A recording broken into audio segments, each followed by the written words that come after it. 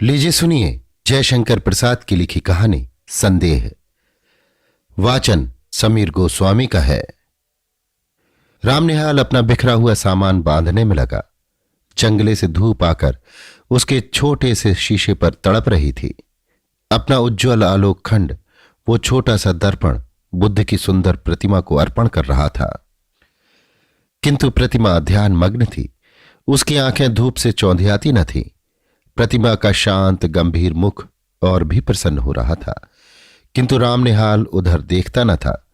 उसके हाथों में था एक कागजों का बंडल, जिसे संदूक में रखने के पहले वो खोलना चाहता था। पढ़ने की इच्छा थी, फिर भी न जाने क्यों हिचक रहा था और अपने को मना कर रहा था, जैसे किसी भयानक वस्तु से बचने के लिए कोई बालक को रोकता हो। बंडल तो रख दिया, पर दूसरा बड़ा सा लिफाफा खोल ही डाला। एक चित्र उसके हाथों में था और आंखों में थे आंसू। कमरे में अब दो प्रतिमा थी, बुद्ध देव अपनी विराग महिमा में निमग्न, रामनिहाल राग शैल सा अचल, जिसमें से हृदय का द्रव आंसुओं की निर्झरणी बनकर धीरे धीरे बह रहा था। किशोरी ने आकर हल्ला मचा दिया, भाभी, अरे भाभी, देखा नहीं तूने ना, निहाल बाबू रो रहे हैं, अरे तू चल भी। श्यामा वहां आकर खड़ी हो गई। उसके आने पर भी रामनिहाल उसी भाव में विस्मृत सा अपनी करुणाधारा बहा रहा था। श्यामा ने कहा, निहाल बाबू। निहाल ने आंखें खोलकर कहा, क्या है? अरे मुझे क्षमा कीजिए। फिर आंसू पोंछने लगा। बात क्या है, कुछ सुनूं भी। तुम क्यों जाने के समय ऐसे दुखी हो रहे हो? क्या हम लोगों से कुछ अपराध हुआ? तुमसे अपराध होगा, ये क्या कह रही हो? मैं रोता हूं, इसमें मेरी ही भूल है। प्रायश्चित करने का यह ढंग ठीक नहीं, ये मैं धीरे धीरे समझ रहा हूं, किंतु क्या करूं, ये मन नहीं मानता। श्यामा जैसे सावधान हो गई। उसने पीछे फिरकर देखा कि किशोरी खड़ी है। श्यामा ने कहा, जा बेटी, कपड़े धूप में फैले हैं, वहीं बैठ। किशोरी चली गई। अब जैसे सुनने के लिए प्रस्तुत होकर श्यामा एक चटाई खींचकर बैठ गई। उसके सामने छोटी सी बुद्ध प्रतिमा सागवान की सुंदर मेज पर धूप के प्रतिबिंब में हंस रही थी। रामनिहाल कहने लगा, श्यामा, तुम्हारा कठोर व्रत वैधव्य का आदर्श देखकर मेरा हृदय में विश्वास हुआ कि मनुष्य अपनी वासनाओं का दमन कर सकता है, किंतु तुम्हारा अवलंब बड़ा दृढ़ है। तुम्हारे सामने बालकों का झुंड हंसता खेलता लड़ता झगड़ता है, और तुमने जैसे बहुत सी देव प्रतिमाएं श्रृंगार से सजाकर हृदय की कोठरी को मंदिर बना दिया, किंतु मुझको वो कहां मिलता। भारत के भिन्न भिन्न प्रदेशों में छोटा मोटा व्यवसाय, नौकरी और पेट पालने की सुविधाओं को खोजता हुआ जब तुम्हारे घर में आया तो मुझे विश्वास हुआ कि मैंने घर पाया। मैं जब से संसार को जानने लगा तभी से मैं ग्रहहीन था।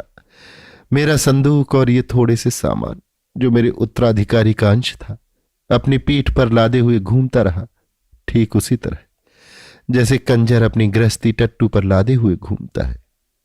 मैं चतुर था, इतना चतुर जितना मनुष्य को ना होना चाहिए, क्योंकि मुझे विश्वास हो गया है कि मनुष्य अधिक चतुर बनकर अपने को अभागा बना लेता है और भगवान की दया से वंचित हो जाता है। मेरी महत्वाकांक्षा, मेरे उन्नतशील विचार मुझे बराबर दौड़ाते रहे। मैं अपनी कुशलता से अपने भाग्य को धोखा देता रहा। यह भी मेरा पेट भर देता था। कभी कभी मुझे ऐसा मालूम होता कि यह दांव बैठा कि मैं अपने आप पर विजयी हुआ और मैं सुखी होकर, संतुष्ट होकर चैन से संसार के एक कोने में बैठ जाऊंगा, किंतु वो मृग मरीचिका थी। मैं जिनके यहां नौकरी अब तक करता रहा, वे लोग बड़े ही सुशिक्षित और सज्जन हैं, मुझे मानते भी बहुत हैं। तुम्हारे यहां घर का सा सुख है, किंतु ये सब मुझे छोड़ना पड़ेगा ही। इतनी बात कहकर रामनिहाल चुप हो गया। तो तुम काम की एक बात ना कहोगे, व्यर्थ ही इतनी।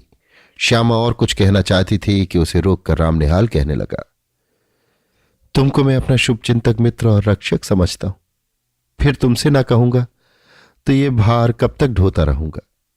लो सुनो, ये चैत है ना? हाँ, ठीक कार्तिक की पूर्णिमा थी। मैं कामकाज से छुट्टी पाकर संध्या की शोभा देखने के लिए दशाश्वमेध घाट पर जाने के लिए तैयार था कि ब्रजकिशोर बाबू ने कहा, तुम तो गंगा किनारे टहलने जाते ही हो, आज मेरे एक संबंधी आ गए हैं, इन्हें भी एक बजरे पर बिठाकर घुमाते आओ, मुझे आज छुट्टी नहीं है। मैंने स्वीकार कर लिया। ऑफिस में बैठा रहा। थोड़ी देर में भीतर से एक पुरुष के साथ एक सुंदर स्त्री निकली और मैं समझ गया कि मुझे इन्हीं लोगों के साथ जाना होगा। ब्रजकिशोर बाबू ने कहा, मान मंदिर घाट पर बजरा ठीक है, निहाल आपके साथ जा रहे हैं, कोई असुविधा ना होगी। इस समय मुझे क्षमा कीजिए, आवश्यक काम है। पुरुष के मुंह पर की रेखाएं कुछ तन गई। स्त्री ने कहा, अच्छा है, आप अपना काम कीजिए, हम लोग तब तक घूम आते हैं। हम लोग मान मंदिर पहुंचे। बजरे पर चांदनी बिछी थी। पुरुष मोहन बाबू जाकर ऊपर बैठ गए। पैड़ी लगी थी। मनोरमा को चढ़ने में जैसे डर लग रहा था। मैं बजरे के कोने पर खड़ा था। हाथ बढ़ाकर मैंने कहा, आप चलिए आइए, कोई डर नहीं। उसने हाथ पकड़ लिया। ऊपर आते ही मेरे कान में धीरे से उसने कहा, मेरे पति पागल बनाए जा रहे हैं, कुछ कुछ हैं भी, तनिक सावधान रहिएगा, नाव की बात है। मैंने कह दिया, कोई चिंता नहीं, किंतु ऊपर जाकर बैठ जाने पर भी मेरे कानों के समीप उस सुंदर मुख का सुरभित निश्वास अपनी अनुभूति दे रहा था। मैंने मन को शांत किया। चांदनी निकल आई थी। घाट पर आकाश दीप जल रहे थे और गंगा की धारा में भी छोटे छोटे दीपक बहते हुए दिखाई देते थे। मोहन बाबू की बड़ी बड़ी गोल आंखें और भी फैल गई। उन्होंने कहा, मनोरमा देखो, इस दीपदान का क्या अर्थ है, तुम समझती हो?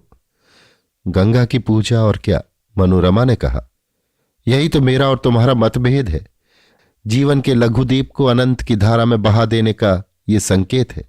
आह, कितनी सुंदर कल्पना, कहकर मोहन बाबू जैसे उच्छ्वसित हो उठे। उनकी शारीरिक चेतना मानसिक अनुभूति से मिलकर उत्तेजित हो उठी। मनोरमा ने मेरे कानों में धीरे से कहा, देखा ना आपने? मैं चकित हो रहा था। बजरा पंचगंगा घाट के समीप पहुंच गया था। तब हंसते हुए मनोरमा ने अपने पति से कहा, और ये बांसों में जो टंगे हुए दीपक हैं, उन्हें आप क्या कहेंगे? तुरंत ही मोहन बाबू ने कहा, आकाश भी असीम है ना, जीवन दीप को उसी ओर ले जाने के लिए भी संकेत है। फिर हाँपते हुए उन्होंने कहना आरंभ किया, तुम लोगों ने मुझे पागल समझ लिया है, ये मैं जानता हूं। ओह, संसार की विश्वासघात की ठोकरों ने मेरे हृदय को विक्षिप्त बना दिया है, मुझे उससे विमुख कर दिया है। किसी ने मेरे मानसिक विप्लवों में मुझे सहायता नहीं दी। मैं ही सबके लिए मरा करूं, ये अब मैं नहीं सह सकता। मुझे अकपट प्यार की आवश्यकता है, जीवन में वो कभी नहीं मिला। तुमने भी मनोरमा, तुमने भी मुझे। मनोरमा घबरा उठी थी। उसने कहा, चुप रहिए, आपकी तबीयत बिगड़ रही है, शांत हो जाइए। क्यों शांत हो जाऊं? रामनिहाल को देखकर चुप रहूं?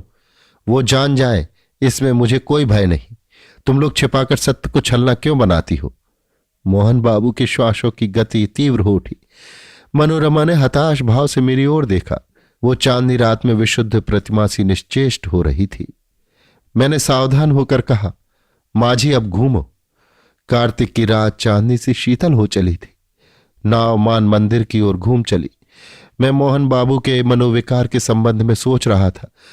कुछ देर चुप रहने के बाद मोहन बाबू फिर अपने आप कहने लगे, ब्रजकिशोर को मैं पहचानता हूं। मनोरमा, उसने तुम्हारे साथ मिलकर जो षड्यंत्र रचा है, मुझे पागल बना देने का जो उपाय हो रहा है, उसे मैं समझ रहा हूं। तो ओह, आप चुप न रहेंगे? मैं कहती हूं ना, ये व्यर्थ का संदेह आप मन से निकाल दीजिए या मेरे लिए संख्या मंगा दीजिए, छुट्टी हो। स्वस्थ होकर बड़ी कोमलता से मोहन बाबू कहने लगे, तुम्हारा अपमान होता है। सबके सामने मुझे ये बातें न कहनी चाहिए। ये मेरा अपराध है, मुझे क्षमा करो मनोरमा। सचमुच मनोरमा के कोमल चरण मोहन बाबू के हाथ में थे। वो पैर छुड़ाती हुई पीछे खिसकी। मेरे शरीर से उसका स्पर्श हो गया। वो शुद्ध और संकोच में ऊब चूब रमणी जैसे किसी का आश्रय पाने के लिए व्याकुल हो गई थी। मनोरमा ने दीनता से मेरी ओर देखते हुए कहा, आप देखते हैं? सचमुच में देख रहा था। गंगा की घोर धारा पर बजरा फिसल रहा था, नक्षत्र बिखर रहे थे और एक सुंदरी युवती मेरा आश्रय खोज रही थी। अपनी सब लज्जा और अपमान लेकर वो दुर्वह संदेह भार से पीड़ित स्त्री जब कहती थी कि आप देखते हैं ना, तब वो मानो मुझसे प्रार्थना करती थी कि कुछ मत देखो, मेरा व्यंग उपहास देखने की वस्तु नहीं। मैं चुप था। घाट पर बजरा लगा। फिर वो युवती मेरा हाथ पकड़कर पेड़ी पर से संभलती हुई उतरी और मैंने एक बार न जाने क्यों धृष्टता से मन में सोचा कि मैं धन्य हूं। मोहन बाबू ऊपर चढ़ने लगे। मैं मनोरमा के पीछे पीछे था, अपने पर भारी बोझ डालकर धीरे धीरे सीढ़ियों पर चढ़ रहा था। उसने धीरे से मुझसे कहा, राम निहाल जी, मेरी विपत्ति में आप सहायता न कीजिएगा। मैं अवाक था। श्यामा ने एक गहरी दृष्टि से राम निहाल को देखा। वो चुप हो गया। श्यामा ने आज्ञा भरे स्वर में कहा, आगे और भी कुछ है या बस? राम निहाल ने सिर झुकाकर कहा, हां, और भी कुछ है। वही कहो ना। कहता हूं।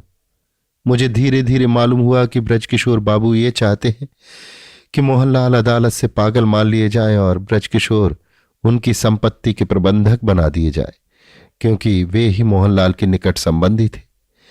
भगवान जाने इसमें क्या रहस्य है, किंतु संसार तो दूसरे को मूर्ख बनाने के व्यवसाय पर चल रहा है। मोहन अपने संदेह के कारण पूरा पागल बन गया है। तुम जो ये चिट्ठियों का बंडल देख रही हो, वो मनोरमा का है। राम निहाल फिर रुक गया।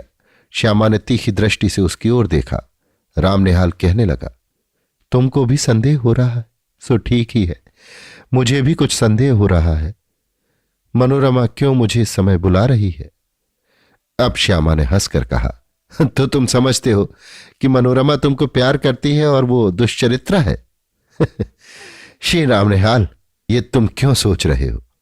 देखूं तो तुम्हारे हाथ में ये कौन सा चित्र है? क्या मनोरमा का ही? कहते कहते श्यामा ने राम निहाल के हाथ से चित्र ले लिया। उसने आश्चर्य भरे स्वर में कहा, अरे ये तो मेरा ही है।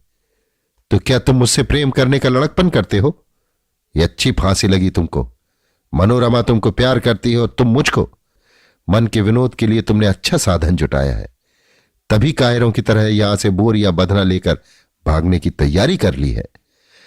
राम निहाल हतबुद्धि अपराधी सा श्यामा को देखने लगा, जैसे उसे कहीं भागने की राह न हो। श्यामा दृढ़ स्वर में कहने लगी, निहाल बाबू, प्यार करना बड़ा कठिन है। तुम इस खेल को नहीं जानते। इस चक्कर में पड़ना भी मत।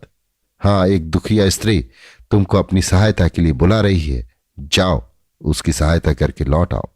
तुम्हारा सामान यहीं रहेगा। तुमको अभी यहीं रहना होगा, समझे? अभी तुमको मेरी संरक्षता की आवश्यकता है। उठो, नहा धो लो। जो ट्रेन मिले उससे पटने जाकर ब्रजकिशोर की चालाकियों से मनोरमा की रक्षा करो और फिर मेरे यहां चले आना। यह सब तुम्हारा भ्रम था, संदेह था। राम निहाल धीरे से उठकर नहाने चला गया।